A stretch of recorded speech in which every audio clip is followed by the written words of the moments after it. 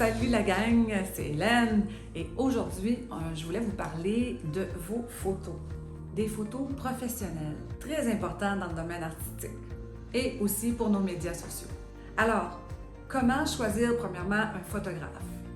Je pense que vous pouvez y aller par référence, avec votre agent, avec des gens que vous connaissez, ou si vous voyez vraiment une belle photo, vous pouvez vérifier qui l'a fait cette photo-là. Normalement, on donne les crédits au photographe.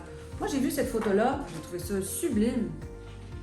Très belle photo, les yeux avec le background fou, le flou, tout ça, j'ai trouvé ça fort intéressant. Donc, j'ai vérifié et c'est un photographe d'Ottawa à ce moment-là. Mais il y a toutes sortes de photographes. Il y a des mariages aussi, des photographes de mariage, des photographes pour les comédiens, des photographes pour les agents comme Remax, etc.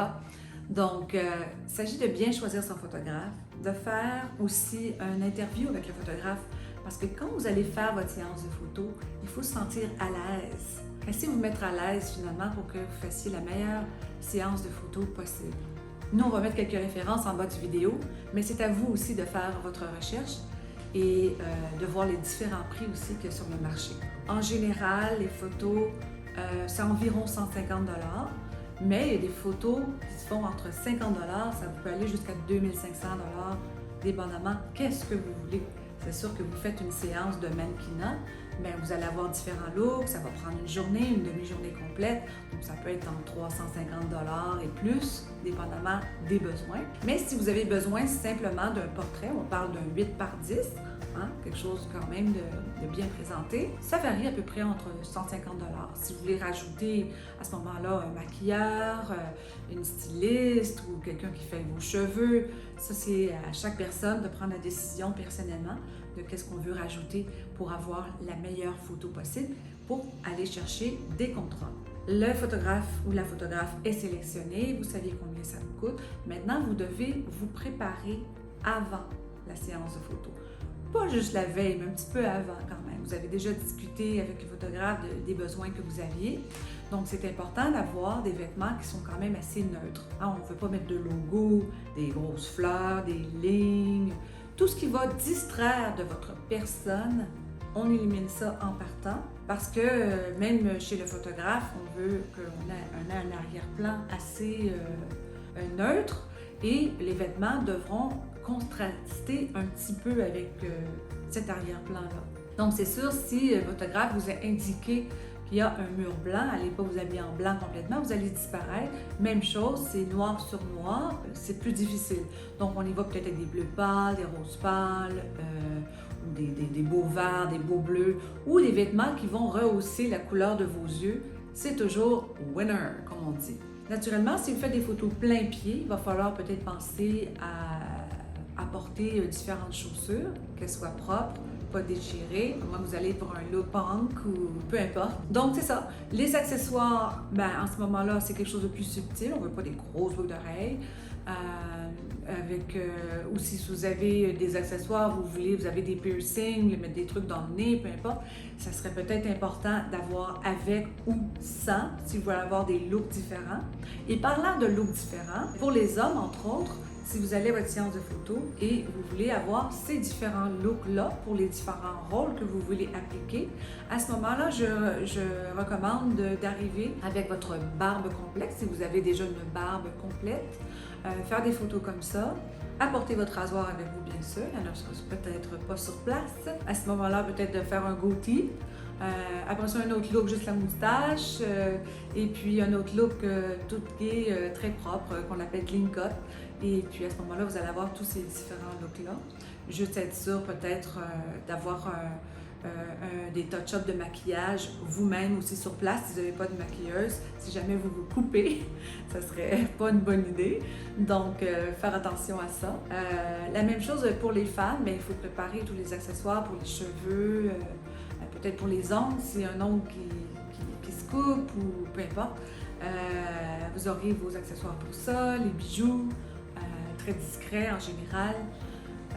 Pour, encore une fois, le focus soit vraiment sur votre personne.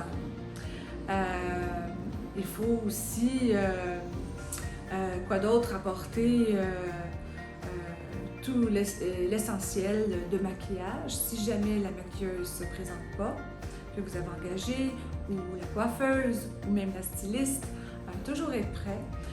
Arriver avec vos vêtements, vous avez déjà fait ça la veille. D'ailleurs, moi, je prépare toujours mes vêtements la veille, même pour aller travailler. Donc, assurez-vous qu'ils ne sont pas froissés, qu'il n'y a pas des petits fils qui dépassent aussi, parce qu'on va juste voir ça dans la photo. Même si on peut faire de la post-production ou du Photoshop, c'est bien d'arriver avec vos vêtements préparés et des vêtements de rechange au cas où vous renverseriez du café ou quoi que ce soit qui ne pourrait pas partir. On ne sait jamais. Il faut être préparé toujours. Et bien sûr, votre journée de photographie, mais ce sera une super de belle journée. Vous avez bien dormi, vous avez mis du déodorant pour pas qu'il y ait de cercle en dessous de vos aisselles.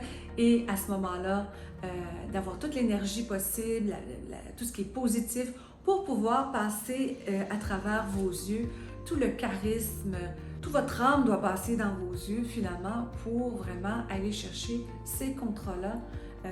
Vous allez immortaliser ça dans une photo ou plusieurs photos pour aller chercher des contrats, pour faire votre promotion aussi. Donc, c'est important, très important d'être vraiment dans une journée où vous brillez à l'intérieur pour que ça puisse sortir aussi de l'extérieur et qu'on puisse le sentir et que ça perce à travers votre photo. Alors ça, c'est une bonne clé du succès. Nous, les directeurs de casting, on regarde des photos à journée longue, c'est la première chose qu'on regarde. Bien sûr, on regarde le CV par après, si le look va bien avec tel ou tel rôle. Donc, très important d'avoir des photos récentes aussi. Parce que, vous voyez cette photo-là? Ça, c'était moi dans les années 80. C'est pas vraiment moi aujourd'hui. Je veux dire, je peux essayer.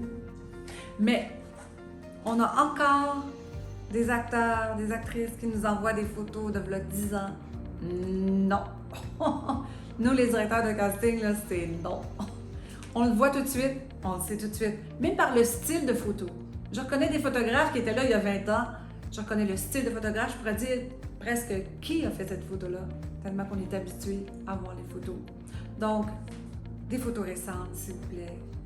5 ans et moins, 2 ans et moins, c'est l'idéal. On veut des belles photos qui reflètent vos visages, des photos où on va mettre vos yeux en avant. Alors voilà tous les points que je voulais faire pour avoir une super de belle photo. Et j'attends de voir les vôtres très bientôt. Merci, ciao!